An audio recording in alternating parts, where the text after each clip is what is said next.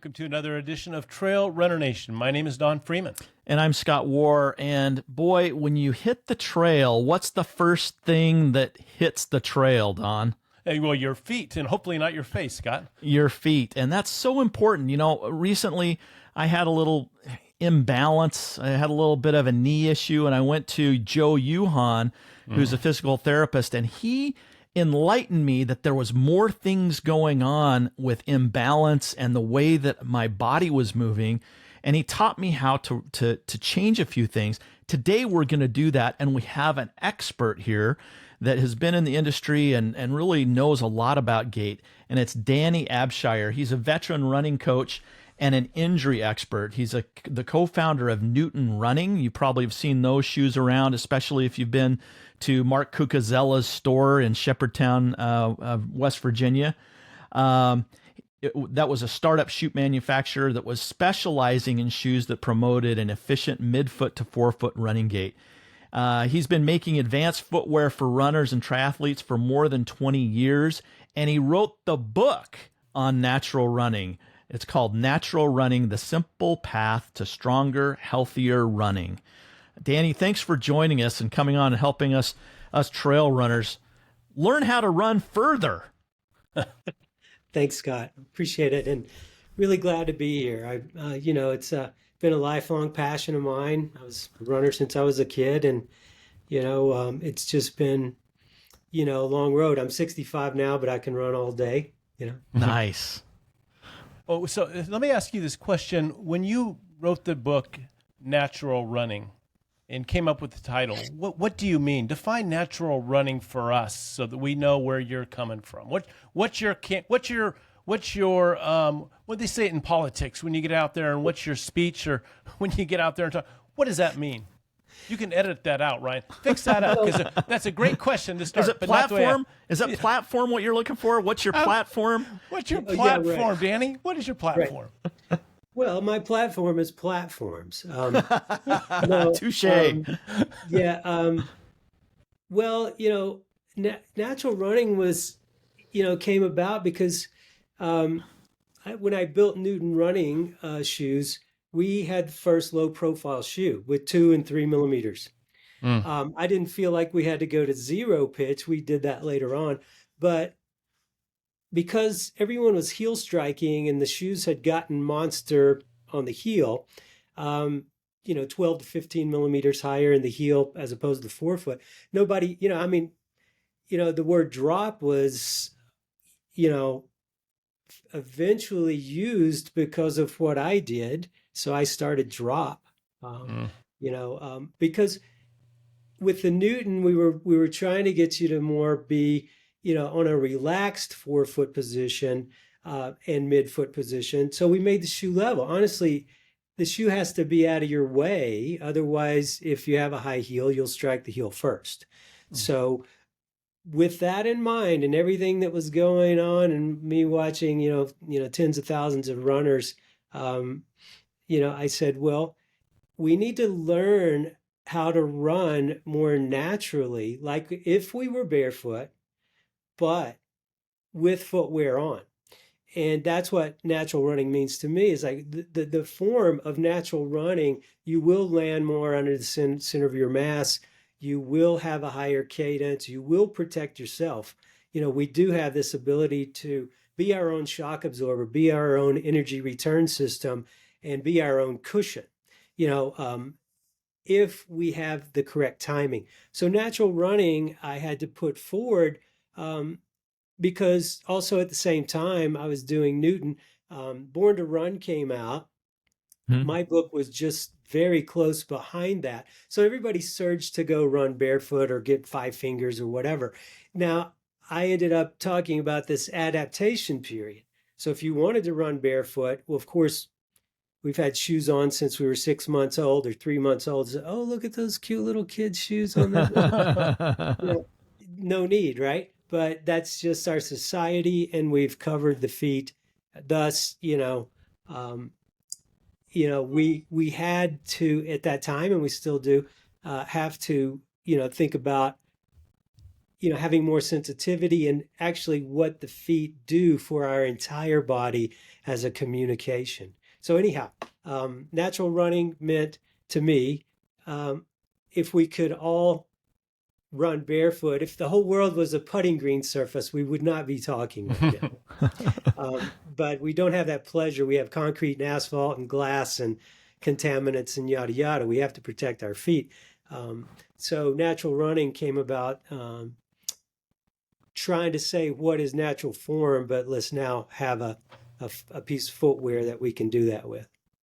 Danny, I think it's kind of interesting that we call it natural running and we have to learn how to run naturally. Why and how did we get away from this thing that is natural? What was it? The shoe? Can we blame the shoe manufacturers on this, or was it something else? Is it sitting too much? Why are we running right now? If someone is listening to this podcast for the very first time and they said, I'm going to go run to the end of the block and back, the chances that they're going to be running improperly are pretty high. Why is that? Well, I think it's a myriad of things, right? Not growing up and doing things as much barefoot, unless you live, on the beach. A lot of folks toughen their feet and, love that barefoot feel. I think, just like I said before, we've had shoes our own life. When I was first started running, we had, basically the Pumas and Adidas were almost like a Chuck Taylor, right? They were very thin, basically, very, very thin shoes. And they were approximately about a 6 millimeter drop.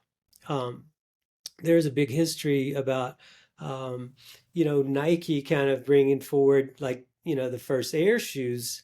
And it's like, oh, we want you to, get some really good cushion here. But they raised the heel of most of the shoes at that time. Everybody else was, around 6 mil. It never was really zero pitch. All those older shoes were about, 6 mil. Anyhow, they found that doesn't really affect your calf. And Jay DeSherry and Mark Cucuzella and folks also, said, well, 6 mil is not going to mess with you. You get a little bit over that, and now you're going to start the heel strike because you want to, we're humans. We want to balance on the high point. So with that in mind, we started getting out of touch with what is natural, right? So if we go out and we get a bunch of kids and they get barefoot and they start running, they have perfect form. They fall forward slightly, they drive their knees, their leg flies behind them. All these great attributes of natural running, they start to occur. And but as we have evolved through all these time periods of even, let's strike our heel, roll through and push off. Even when I was doing ultra marathons, at the end of a lot of that, I couldn't find a shoe to wear. It was also high heel, anti-pronation, control and weight. All of those things, feed back to your body like, hey, this is what's on my feet, but is that natural for me? Anyhow, it's taken a long time of evolution, and there's a lot of problems associated with it. But because I teach these run clinics all over the world, and I have had people, bypassers come by and say, why are you teaching people how to run? It's like, because I have to, we want to run with our whole body, whether it's our head position, our arm position, our hip position, the timing. I'm a big proponent of timing, and without timing, it creates a lot of opportunity for, injury to manifest. Danny, this may be an unfair question. Who was the smart person? I'm being very facetious. Who was the smart person or people at Nike or whatever shoe manufacturer? I'm picking on Nike that said, you know what? We run naturally with a lower drop shoe. I think we should make these things look like high heels. Let's put the gigantic heel drop and a huge drop in there. Who was the brilliant person or people that decided to do that? What was their motivation? Oh, to raise the heel of shoes? Yeah. Well, as far as I could research, it was, once there was an airbag, it's like, let's put that in there. But the thought wasn't, what was the rest of the shoe, was to show the airbag, and then inadvertently it raised the heel. Now with Newton, I inadvertently or purposely raised the forefoot, which leveled off the shoe. So I needed more spring tension in the forefoot because, we have this great levering action. If we land parallel on our forefoot, allow our heel to spring down, that's our elastic recoil. Now we'll lever forward and pop forward with that elastic recoil that's built up in our lower leg and our feet. So, knowing all this research, I was like, well, we have to raise the heel, raise the forefoot, level this thing out, and then talk about natural running, because everybody's heel striking, and that's actually a human walking gait. I think it was the marketing department over at Nike trying to sell more shoes that really changed the industry. It wasn't the biomechanist at all. No, there was something going on with Sir Arthur Lydiard. You guys have heard that name through Mark, probably. Sure. I had the pleasure to meet him. He was doing a lecture here in Boulder way back, and he actually was teamed up with not Phil Knight, but Bowerman, and they had taken a group of heart attack victims, right? During that day, they were like, well, how, you can get on this good diet and you can carry on and maybe you won't have another heart attack, or we can get fit. And the best way we see fit is like a walk run program. So they collaborated, and I don't know if you guys ever heard this story before. They collaborated and they took a group of folks in fairly low profile shoes, and some folks were saying, "Oh, my calf's getting tight." Well, that's part of adaptation to a new workout program, right? But I think they overreacted, and then they started raising the heel, and they go, "Oh, they did better," So it's now we're adding artificial. So they started adding more lift, and they go, "Oh, my calves aren't as sore." Right. But then when you do that, you can't tap. Two things happen when you raise the heel. You're going to overstride and heel strike, roll through and push off. Well, or you can land more parallel, allow your heel to sink and then spring. So you also have to have a fitness or an adaptation time to any kind of fitness, right? Whether we go lift weights tomorrow or try to hit a golf ball or whatever. So I liken it to any other sport now. I mean, humans need to be taught how to run, or given efficiency pointers, right? Efficiency pointers. In my opinion, there's no right or wrong way to run, but there is a more efficient way to run. Let's dive into how we can become better runners. That's really what the podcast centers around, is how we can become better runners. If I was to get 10 people and come out to Boulder and we were going to have you watch us run, what are some of the most common mistakes that you see with runners? Yeah, and that's why I don't even film anybody or show before and after, because you have to feel it. You have to feel the change. A lot of times people are not running with their whole body, right? I think one of the first things that happen is that folks do not really understand how to run from your core. You'll hear people talk about it, and Mark and I, have, taught tens to hundreds of thousands of people. So yeah, number one, posture, and that's what I say in my book. You have to hold this posture. You need to be upright, and once we get our spine nice and upright, that's what also happens when you have a higher heeled shoe. When it tilts you forward like that, your hips tilt forward and your upper body rears back. So you have this, pelvic tilt and thoracic lean, and all of a sudden you're like a big S curve, and you don't know where to start. So the first thing is you put your heel out. So I think that's how Shaggy on Scooby-Doo walked, was hips forward, leaning back. That was Shaggy, wasn't it? Yeah, that was the keep on trucking man. You know what I mean? Yeah. You guys might be too young for that. No, I don't think so. We got you. The leg way out and the body leaning back. That's okay to walk like that, But you try to run like that, it causes some problems. I think one of get back to your question because I'm easily distracted, is well, the first thing I see is a lot of people, um, their cadence is never right. They're spending Oh, they're spending too much time not being on the ground, and that creates a lot of vertical oscillation or up and down bouncing.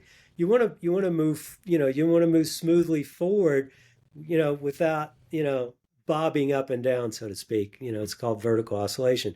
Um, to do so, one of the simple things to cure that is your cadence, right? I mean, humans operate best between 170 and 190, steps per minute. A lot of Japanese marathoners can, be efficient at 200 steps a minute, you know. So ideally, work on your cadence. That will put you a little bit more from overstriding. The second is a lot of Hey, people just throw. Oh, go hey, ahead. Danny, I want to stop at cadence for just a second because you mentioned that as your first item, and for a good reason. I Yeah. think if you focused on your cadence, there's no way you can overstride because you just can't keep the cadence when you're reaching too far with that leading leg. So taking care of that might take care of a lot of the things that fall below that are coming next. So cadence one, and then let's look and see what we have. I think that's one of the best things, right? If you do have the steps per minute, what I find is the next thing you have to add, is that posture and the slight forward fall, Mm, right? If if you just have quick cadence, people will feel like they're running in place. mm.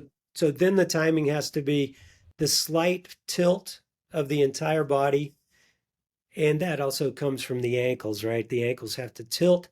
You're, once you have that slight lean with cadence, now you're moving forward. I think that's interesting because when we all read Born to Run and logged into the Natural Running Center, everybody's talking. We're heel striking. We need to be more midfoot to forefoot striking. And if all you're doing is thinking in your mind, I need to strike midfoot to forefoot, and that's all you're working on, it can be extremely frustrating. I've been there. Yeah. And Yeah. and Don, my good friend, has changed the way that he runs because he runs so beautifully now, and he didn't always run that way. And I would see him do it, and I'd just be going, but I all I'm thinking, I just need to land on my forefoot, and Yeah. it's not that easy. How do you get people to change instead of thinking forefoot, midfoot, more forefoot? How do you get them to get to that place? And I like the thing about cadence, but what other tips do you have? Or what other Right. things are necessary? Right. So, start with the posture and even just like, standing up right now and marching in place, right? You've heard this Mm-hmm. probably from Kukazella. We kind of came up with a bunch of, pointers for folks that they could grasp that we're really trying to bring the whole body into the picture, not just think about cadence and foot position. Okay. Um, so if I'm standing up nice and tall, I'm lifting my legs, I'm lifting my knees, right? I'm lifting my knees. And if you look down at that point, you'll notice because we're humans and we're under the sin of our mass when we're marching like that, you'll notice that the ball touches first and the heel settles down Mm, second, right? hmm. So Right. that shows you what happens as you're standing and marching in place. Now you start jogging in place on the tempo, on your cadence, and you're in neutral. It's like driving a car. I try to analyze a lot of things so people can, you know, understand, oh, I need to drive my body like a performance vehicle, right? Not Mm. a not a broken down minivan, right? You know, not to insult anybody. But if I'm now nice and tall, I'm marching in place, I'm going ball heel, ball heel. Now I jog in place, same thing's happening. I'm in neutral. I got the RPMs right. Mm-hmm. 180 cadence. And Right. now I just start to slightly tilt forward. Now I'm moving forward. And now my wife and I, came up with a drill called, back in the day, is a long time ago, but segue. So now as you're running forward, stand up abruptly very quickly and you'll stop. Because gravity, you're just reared up, stand up straight very quickly, you'll stop. Okay. Hmm. And now, while still jogging in that same tempo, now lean slightly backwards and now you're running backwards.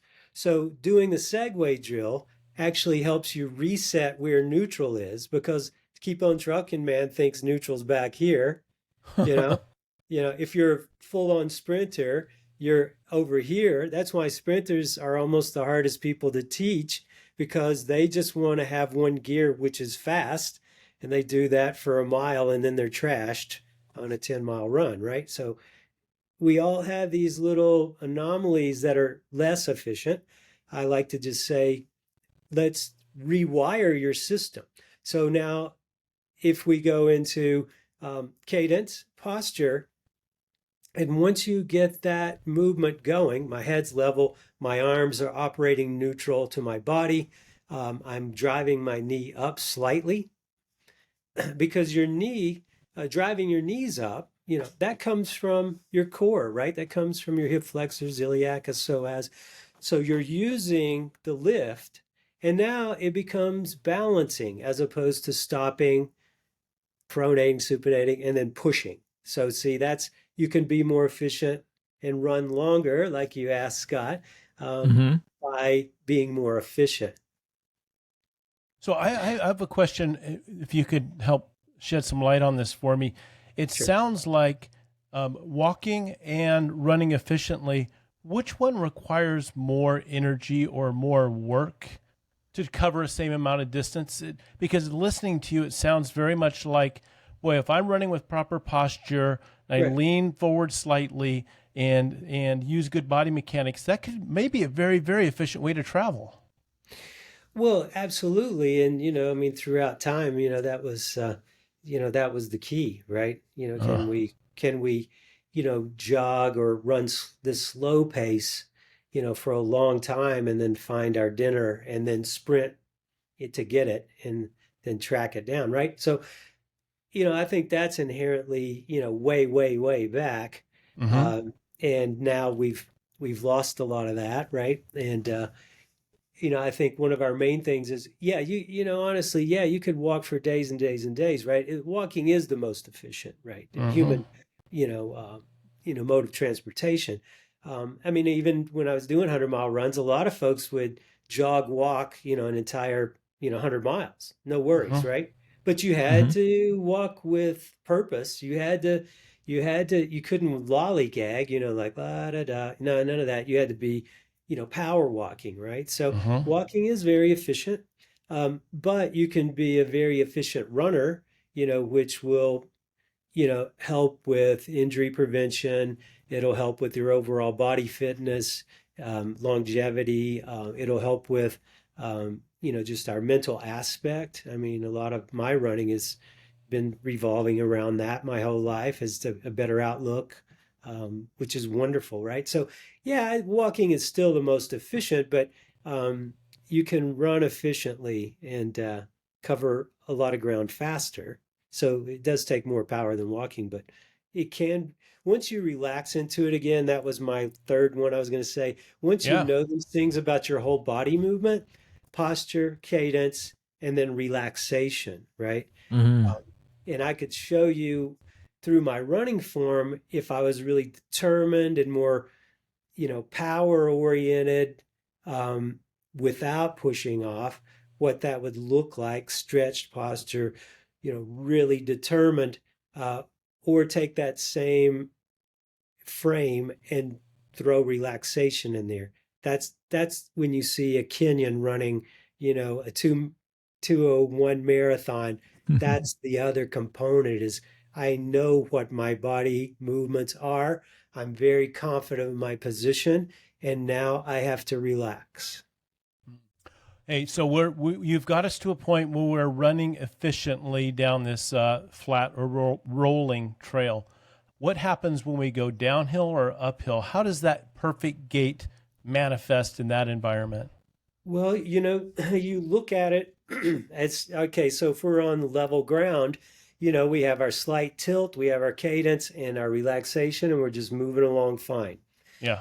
As we approach a hill, we want to then keep that same angulation going up the hill, right? And if even a little more tilt.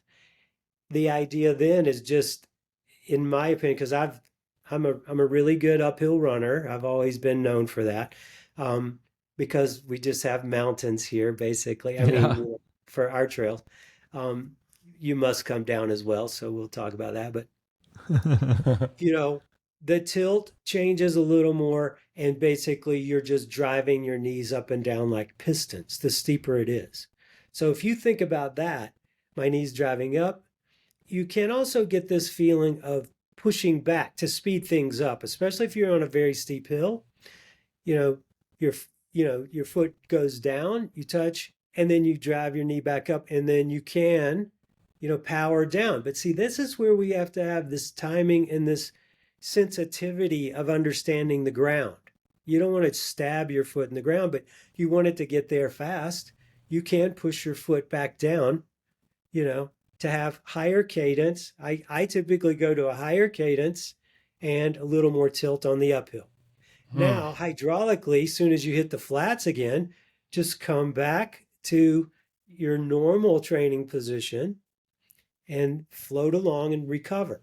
Now, if you hit the downhills, it's really the same as the uphill. So I'm going here instead of staying forward, which will really haul, you'll haul, but be careful. You want to stand a little more upright, so again, you're kind of following the angulation of the terrain, and then once it drives out, then you go back into your tilt again. So let me explain a little bit more about downhill. Okay, so if you overstride going downhill the whole way, let's say it's a mile downhill. I've been in races that were a mile up and a mile down, a mile up and a mile down. Now, if it's gradual, you can hold your upright and slight forward position for speed. Now, if it gets steeper, you want to be more upright, right?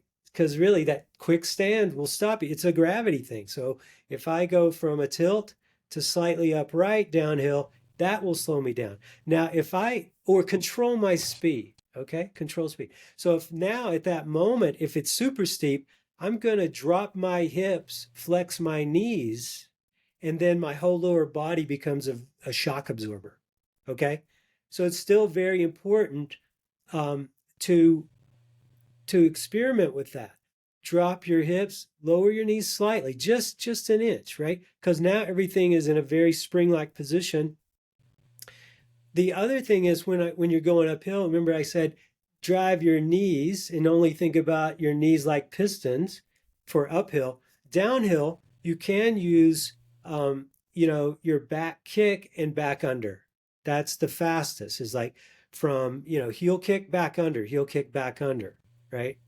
That you have to experiment with that though. And of course, if it's dangerously steep and you need to stop, you can heel strike for a few steps, right? But don't stay in there for the full mile, right? It's not a sin to heel strike, but if you do it the entire run every day, all day long, then that's when we get into problems. Yeah, so you just shared with me something that I had never really thought about. So if leaning forward helps move you forward, and this is the segue discussion you had a moment ago, and if you stand up, it can stop you. And so when you're going downhill, if you stand up a bit, you're using that to your advantage of not using just your quads to slow you down, but you're using your posture properly to become some of your brakes, not to exhaust your body. That's exactly right. You need to play with it. I like to do, you can stand on a steep hill. So stand and facing the uphill, jog in place, and then just let your body fall forward slightly, and there you go. Consequently, turn around on that steep hill and stand upright, jog in place, and then just tilt slightly and then come back to upright and feel how that affects you. Hmm. Then feel your recovery part, from all the way back to underneath midfoot. That's the other thing about braking. Then you can hit midfoot, right? Run midfoot, lower your hips and flex your knees slightly, stand up slightly. Those will all these little nuances. See, I mean, we have all these things. I mean, I kind of call them hydraulics, You need to think about it. It's like, zzz, get my head level, zzz, get my shoulders square. Zzz, I mean, think about your body reacting the millisecond you think about it, right? So if I was running in a race and I wanted to get some water, I'm going to go from forefoot. Now the ground's all slippery. I grab my water. I'm going to close my eyes and drink it if I want to. If I land midfoot, I'm not going to twist my ankle. I'm not going to fall down. Midfoot, I liken to running on ice. That's the only way we can run on ice is run dead midfoot, because now we're dead over center. We have no braking friction and we have no pushing friction like sprinting. We basically are now over our mass. We lift and then boom, we're gone. So Okay. tell me again, Danny, why you have to teach people about running? It's just running. It's so simple. Well, I think, it's simple but complex. But so that's why we need to know all these nuances about ourself. And I mean, honestly, we can get into that in the moment, the state of the industry and how footwear is still affecting us. We have over 200,000 nerve endings in our feet. In my book, I say, just go outside, take your shoes and socks off, go to the grass, close your eyes. Not only do you get grounded, and there's great things that occur from that, but if you really think about it, you can feel almost all those blades of grass underneath you. Now if we take a shoe that has way too much cushion and we can't sense the ground, it's taken away a lot of our timing and our ability to be agile. We need this agility. That's why I don't care if you're 8 or 80 and you come to one of my clinics, I'll have you doing stuff you've never done before in a very short period of time. I have that confidence because I can just say, hey, you're running without your arms. Get your arms at 90 degrees, keep your shoulders square, your elbows drive back, right? It helps you breathe better, balances you within your body. So all these body parts matter. And if I try to teach everyone everything I know, but I can't do that in an hour. So I say, here's the keys. You got to start working on this. But once you have those, then you can start thinking, be a little bit more like, yeah, my head's level. I need to look down and around, but I need to come back to level. I need to look at the horizon. I need to watch my feet, but I need to come back to that position. So that's being the most efficient runner you can be. And agility has been lost. And I'm big on that. We need to do these skills and drills. Maybe in high school track. Our coaches never told us what we were doing with skills and drills. We just had lunch and we're going to throw up. It's hot. But a lot of my friends hated track because of that. And it's like, well, hey, just, don't eat so much for lunch, But I'm writing down. I'm writing down more questions as we go. My first question, we were talking about hills, running up hills and down hills. Most of us trail runners, depending on where you're running, you're either going up or down, and there may be some flats. You mentioned at the very beginning of the episode about cadence. How does cadence change as you go from the flat to the up to the down? Is it you want to try to stay the same, or does it change? Yeah, I call it your RPMs or your cadence, right? Just like in the car. To be efficient, you want to be able to take advantage of the downhills if it's not too steep, right? You want to take advantage of the uphills because everybody else is going to be struggling. And if it's just you and you out for a run, then it depends on the day, right? I'm going to attack the hill or I'm going to, cruise up slowly. but I need to use the same technique. I need to use the same cadence. The only time I increase my cadence is uphill, right? If it's a super steep uphill, I really go quicker. And that pulls you uphill if you have the right tilt and the quicker cadence. That'll pull you up the hill, right? Plus, you're in a springing position with being on the forefoot. You're springing up the hill. But again, you don't want to push. I mean, you got to find the right amount of tilt that you can just drive your legs up and down. Okay, so here's the other big question I have. We're focused on this good posture and good stance. If you're running a long race, whatever that means to you, at least for me, when I get tired, my posture starts to wane. And I start to have my shoulders roll and my hips go back a little bit. Right. How do you maintain that good stance and posture throughout a long race? You have any trip? You have to remind yourself. I mean, fatigue. Once fatigue sets in, you get this. I mean, being able to have done 500-mile races and multi-day things and stuff like that. It's like that is. I mean, holding your posture is paramount. Because number one, as soon as I bend over, as soon as you can try this at home. You stand up nice and tall, and lift your knees like you're marching in place, right? Notice how easy that is. Our legs are quite heavy. Now Don's doing it. Don's doing it right now. Yeah. He's at a standing desk and he's marching right now in place. Okay. If you're so Don, quite easy, right? Yeah. So now bend over from your waist and try to lift your knee really hard, right? Right. Really hard. So again, you cannot run from your core once you start bending over like that, because you cannot use the core muscles because you now are in this crunched position. Can't do it. Can't do it. Interesting. Yeah. And you only have to do it. Let's see, you can do it, but it's less efficient. And you only have to do it once to find out that's absolutely correct. It doesn't, it's no faith here. It's, that was harder. Yeah.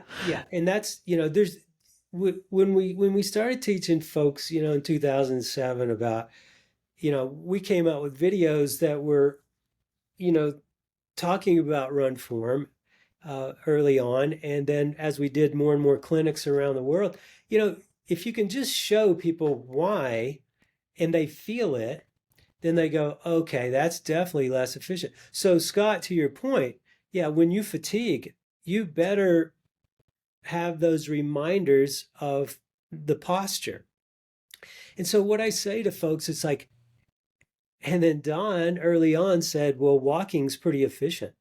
So if you're so fatigued in this long race that you can't hold your posture, the first thing I tell people to do is like stand up super straight, tall, feel that cable pulling your spine tall, and just start walking as fast as you can.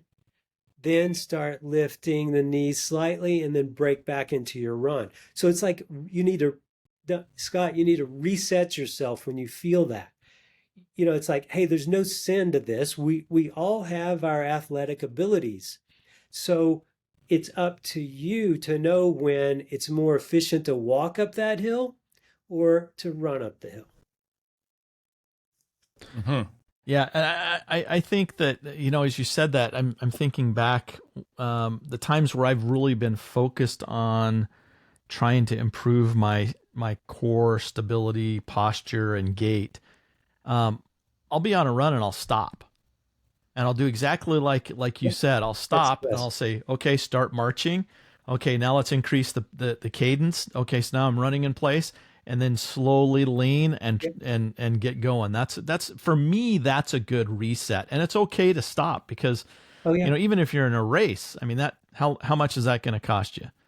No, not at all. And if I'm trying to run a quicker pace and I want to reset like that, I do the Superman move. You guys, that, right?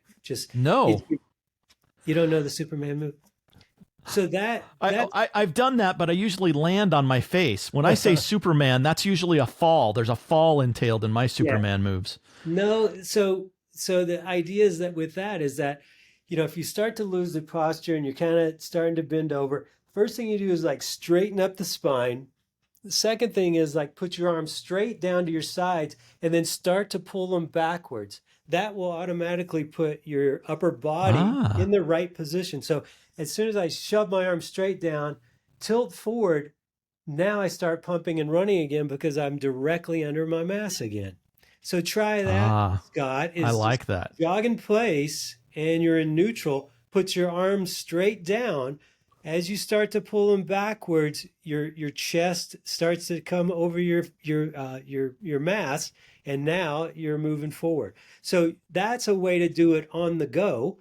Like if I just want to check my form, I'm running along, shove my arms down, pull my arms back, boom, I'm forward again. It's like, okay, that's too aggressive, or I'll come back just slightly, and now I'm opened up, I'm breathing well, I'm centered. All these great things happen. So just like running form, we talked about cadence is the first thing we look at, and it really can help direct the other fall forward and relaxation that you talked about. It sounds like that arm position should be thought about too. You don't think so much about arms. You have legs that they're moving me, but your arms are really dictating what happens from the waist up. Yeah, I mean, thanks for that. I mean, you remember.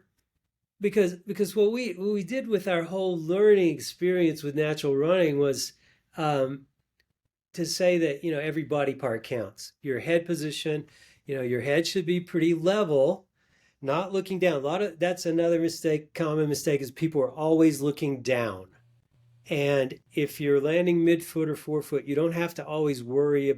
I look in front on the trail. And by the time I get there, I know I got to step right or left or jump or step over or whatever, these obstacles. So that's a part of your mind and your body being connected and being agile and being, you can do it so much better when you have the right cadence. If your cadence is slow, you're not picking up your feet, you might make your type of Superman, Scott. You might end up with, so... I think one of our biggest things is, the ability to take all this and put it together. So it's something called contralateral movement, right? My right arm's driving forward at the same time as my left knee is coming up. So that is a human balance trait, right? Other side, bam, bam. So this is why we do the skipping drills, right? Skipping drills, the traditional skipping drill is a little more sprinter oriented. It doesn't have to be, but when you drive up, you notice that bam, there's that move, there's that move, there's that move, and it's accentuated, right? Now you do it like a skipping drill too, where you just, you're doing a quicker cadence, even maybe over cadence, but you're getting those legs to really spin and those arms to really move. Now we're really firing all our neuromuscular system in the way I want people to do it, so they can coordinate these sort of millisecond movements of either tripping on a rock or dodging a dog running in front of you or whatever it might be. We need to have these sort of abilities. I mean, that's what I'd strive to, get people to do. Yeah, when I was basics first. So again, the final on the arms. Yeah. Your shoulders should, like Scott said earlier, my shoulders start to droop. Well, you're cutting down on your airways as well, and you're starting not to be able to lift from the core. So if I'm upright and my shoulders are square, I would just say, pull your shoulders back to where they're nice and open. Now you have a good airway. And at that point, they can operate neutral within the body. So if your shoulders are tucked forward, you're going to start to drive across the body, across the midline. So if I'm pulled back and my arms are working neutrally in my body, sideways here, bam, bam, bam, bam, now I'm much more balanced. And it's like your car being in nice tuning because it works perfectly with your opposite side leg. Contralateral movement. When I was learning and studying and thinking about gait, I was taught that the power of running or forward motion comes from the core, the torque back and forth inside the pelvis and the legs, twisting in opposite directions. The legs were there to catch you before you fall. Certainly it pushes you off. Legs aren't out of the equation, but most power comes from the core. So what you're talking about, this contralateral movement, shoulder, hip, side to side, is really the core firing and propelling you down the trail. And to Scott's point, or your point, when you start to bring your shoulders forward and shorten the chest muscles and lean forward, you no longer have core. Now you're just trying to figure out how to get down the trail using the inefficient muscle group, the legs. Right. And, again, it's like earlier, when I was trying to think about, a point sort of lapsed on me. I mean, if you start to overstride, you can't tap into your own recoil.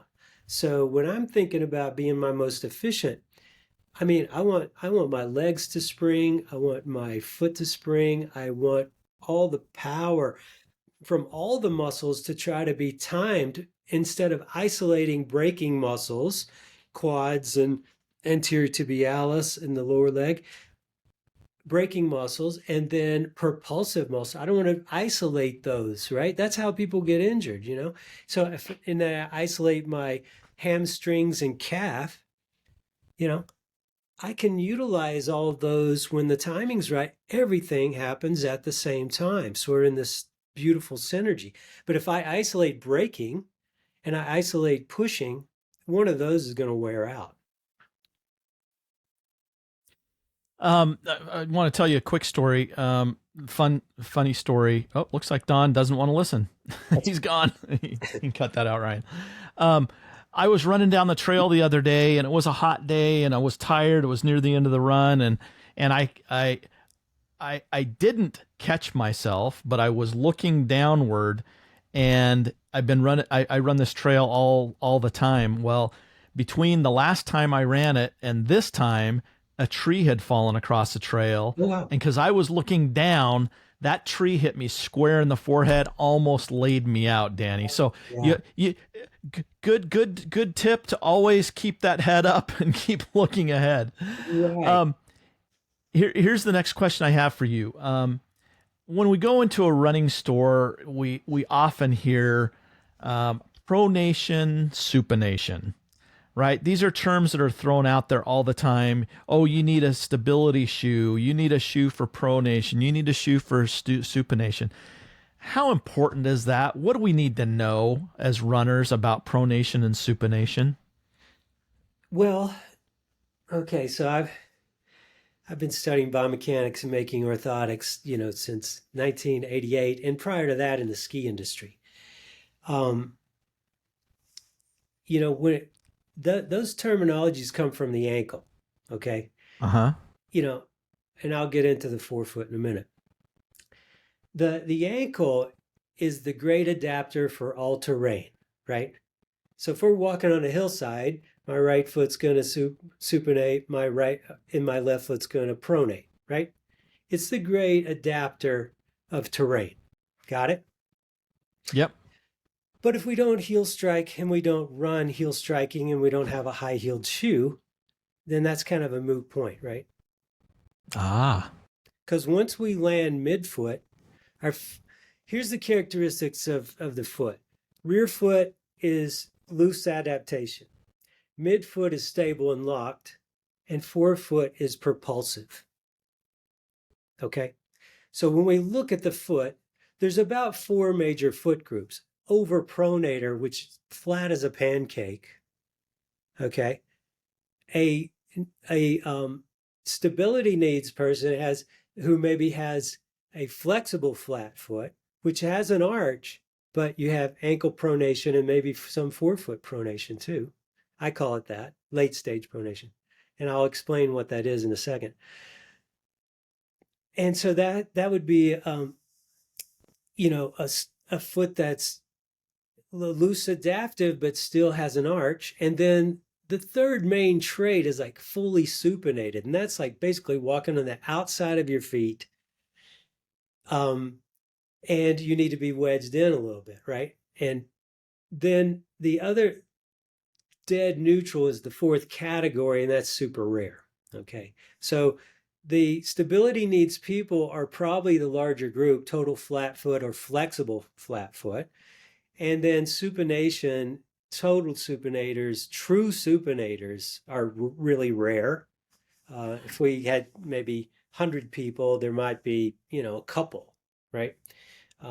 So when you look at, those questions are sort of antiquated, right? Those Okay. questions to a runner are sort of antiquated. What I do is when people come into our shop, I mean, certainly the first thing we do is look at their feet. And I have a quick balancing system. And we also have the advantage of been making orthotics for 35 years, for everybody from, 15 Ironman world champions, and Mount Everest climbers and, tens of thousands of grandmas. So when you don't discriminate, you see every type of foot. So it's the foot, feet are not that crazy different, right? There's basically those four categories. The next thing you would say, let me just tell you a little bit in my book, Natural Running, I talk about these anomalies, right? So now if I get a lower profile shoe, I don't have a high profile shoe, which a lot of folks have come down now, a lot of brands, but if I'm more level to the ground and I make sure I land more midfoot or forefoot, now I bypass supination and pronation. It's gone. Right. But the forefoot abnormality, there's about four different things in the forefoot. You can be, if this is, if my ankle's neutral and I have a big, gap, it's in my forefoot. And that's just, a lot of people have this. It's called varus, forefoot varus. So if you have this big pitch in your forefoot, your ankle will have to pronate to get it level. Your ankle has to pronate to get it level. So you will have this appearance, if you have forefoot varus, of overpronation, because your foot has to move further to get your forefoot. Your rear foot has to move further and collapse to get your forefoot level. So I've developed these little, the quick fix is you put the wedge under your forefoot and now you're tracking straight. You've brought the ground up to that abnormality. Now, same thing with supination. If you have, valgus of the forefoot, your foot is pitched up and your ankle has to roll to the outside to get that level to the ground. Simple. Just throw the valgus wedge in there. A lot of people have like the Morton's foot type. Morton's foot type, it's the short first metatarsal. Sometimes they call it Greek toe. It's not that the second toe is longer. That doesn't matter. The first metatarsal is shorter. Thus, you kind of topple down or have what I call late stage pronation. So now if you're landing midfoot or forefoot, now if you land midfoot, you're going to bypass all those mechanics because you're really not coming off the toe running midfoot. But if you're running forefoot, which is the faster way to run, then you will see some late stage pronation or late stage supination, right? And those can be fixed very easily with just some small amount of wedging. So what I'm hearing is just going out and buying an orthotic for orthotic's sake is not the answer. There's a lot of different foot patterns and shapes and conditions that require special attention. It would be much like buying a pair of glasses and not getting your eyes checked. You just put them on and go out and say, yeah, this is better. Sometimes that works, but very rarely. I think when it comes to feet, it's not a mystery. I think most standard industry over-the-counter stuff, right? Whether it's Dr. Scholl's or Superfeet or whatever. Really, they're just trying to push your arch up. But in reality, your arch has a bunch of connective tissue. The more I jam up on that soft connective tissue, it's not doing... If the control, or I call it balance, if the balance is needed in the heel and the ball, you don't take care of that by jamming up more arch, right? It doesn't work like that in my opinion. So simply by adding a little rear foot wedge and then balancing, it's really key to know the difference and the the imbalance between the heel and forefoot. It's really key to know that. The more you know that about yourself, then my keys to injury prevention are balance your feet, get in a level low, I'm not saying zero pitch, a more level shoe that's not too much. I mean, I call it the Goldilocks syndrome these days. We're kind of like, big, giant, soft pillows on your feet or barefoot, and it leaves a lot of middle ground that, I'm hoping to build some new technology to come back into the middle ground with my new company. So, long story short, balance your feet, get in a lightweight level shoe because you don't need the heavy, and then educate yourself to your great natural human movement. Love that. You said, in your opinion, you've sold me. That's my opinion too now. What if I'm listening to this and I said, absolutely, that's what I need. I've been pushing up the center of my arch when that really hasn't been the solution I've been looking for. Where do we go? Who do we call? What do we do? Are you accessible? Help us with the next steps.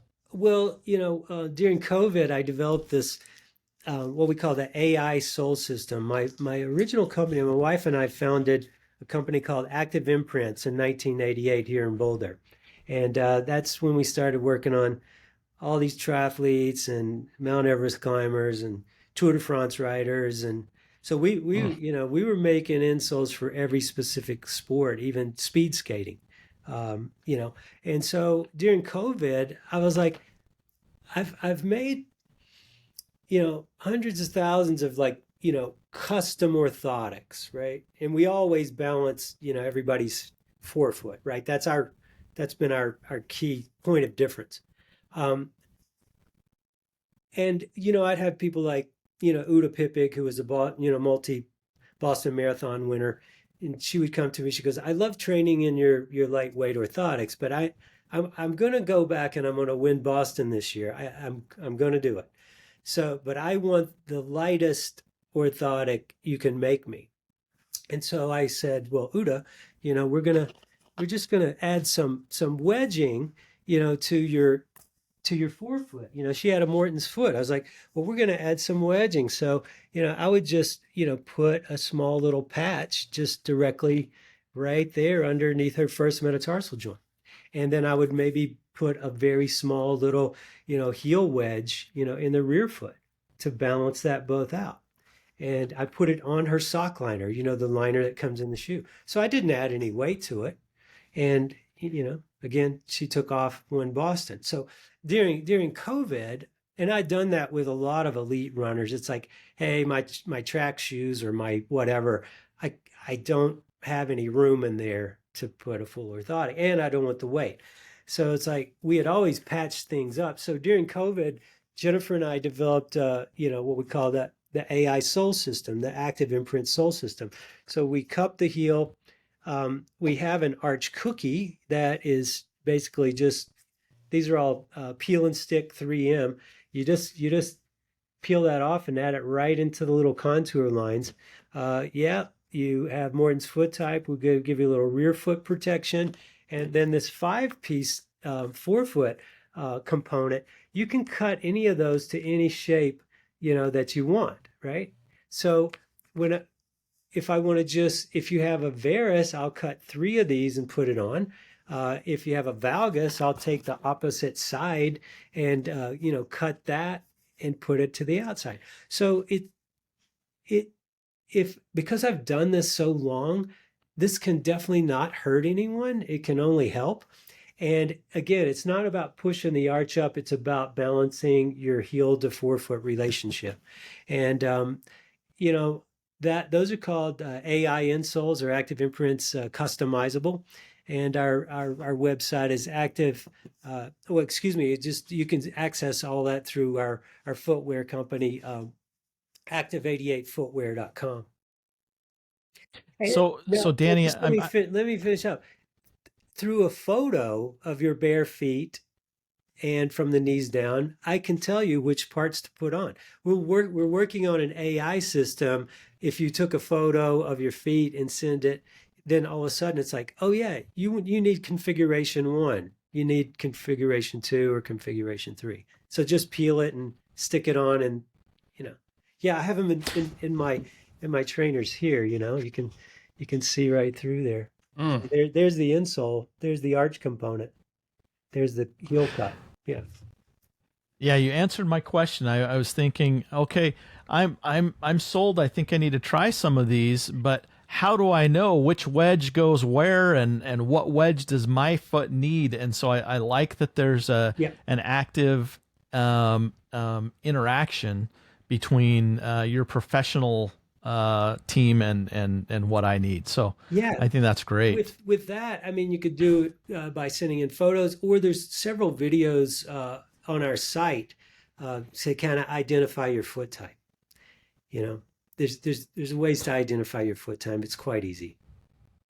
Danny, do you still teach clinics? Is that something that you still are actively out there doing? How do we find out where your next clinic is and how to attend? Well, I mean, we're basically doing them in Boulder, so you have to come and visit. Okay. But I mean, that's a good place to visit. Boulder's a great place to visit. I'm hoping we can take it back on the road again. I love doing that. We, with Newton, we did go all over the world. I taught running, in China. I mean, when I taught running in China, I mean, like hundreds of people showed up for a lecture, and then subsequently going outside, I was like, holy mackerel, these people are like eating it up, right? So I love that enthusiasm.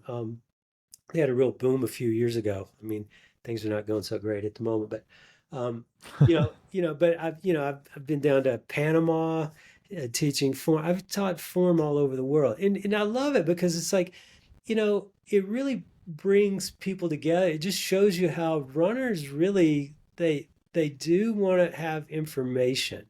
They want to have some information. And again, going back to the very first, I would rather not even see what your bad habits are. I would like to just go ahead and say, here's what we're doing today. I want you to do these step over drills. I want you to do some skipping, and that's why even skipping drills, we don't want you driving side to side, like that. We want to be very precise about the movement, because that translates into your running as you do all these great drills, like I said, which are in my book, that to do that at least a couple of times a week. I mean, you could, if you have 2 easy days that you're just, taking like a short run, like a 5K, just warm up with the 5K and do some of your skills and drills, at the end, right? It just reinforces the agility and the timing, and, it helps you learn so much more about yourself,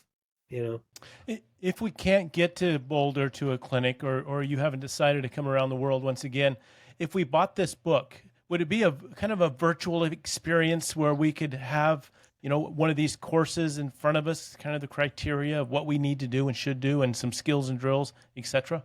Yeah, it has we have a chapter on biomechanics and how to identify your foot type. We have a chapter on skills and drills and how to reshape your form. When we were with Newton years ago, we had something called Running Form Friday, where we gave, every Friday for a year, we did a tip. Here's what to do with your head. You can look down around, it's like looking in the rearview mirror of your car. I liken pretty much running and using your body as a performance machine to driving. And so, yeah, you can look out your side view, rear view. You can look down, but you have to come back and look ahead. Otherwise, you're going to hit something. So, all of these things matter. And it's, we did the Running Form Fridays. We have a Run Better video.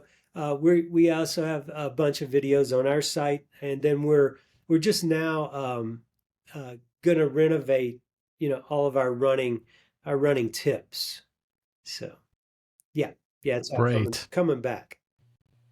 Great. Danny, thank you for coming on and helping us learn a little bit more about our posture and our our stability muscles and how we can use gait to become more efficient in our running so that we can really have fun and run further, right? Thank you very much. Thank you so Danny, much. Scott was hanging up on you there, but I'm interested in learning, how do I get a hold of those tips? Is there a site for the web on your website where I can sign up for it? Because I like tips and I'd like to get your tips. Right. Well, yeah, just go to active88footwear.com and you can access everything from the customizable insole. We also do have our minimal line of shoes. These are 5.5 ounces. They're great for retraining your body. So Active 88 footwear and our AI sole system. And then the videos will be popping up on there.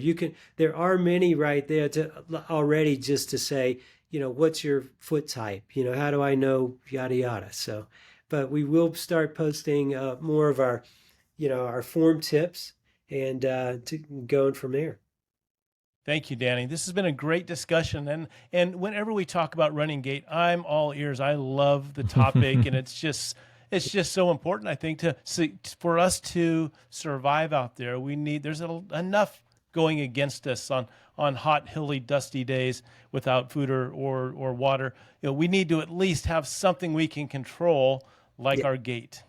Right. And, and of course, like, Scott, you said earlier, like when the going gets really tough, that's when you really have to hold your posture and to relax, tune into relaxing and know that the movement you're making is right. Of course, we can all just go on and on about this because it's such a fascinating thing. And, I want to thank you again for, the invitation. And I really enjoyed, chatting with you because I guess the main thing is feel really confident about your shoe purchase because, these days there's so much out there. The thicker the shoes we get, the more unstable we are, right? So just be careful about getting shoes that are too soft. I don't like to bash anybody, and certainly I wasn't bashing Nike. We were just pointing out that they raised to show the bag because every shoe out there has a place, but you also need a lot of things that we try to do with footwear is to bring you back in touch with the ground without the harsh impact.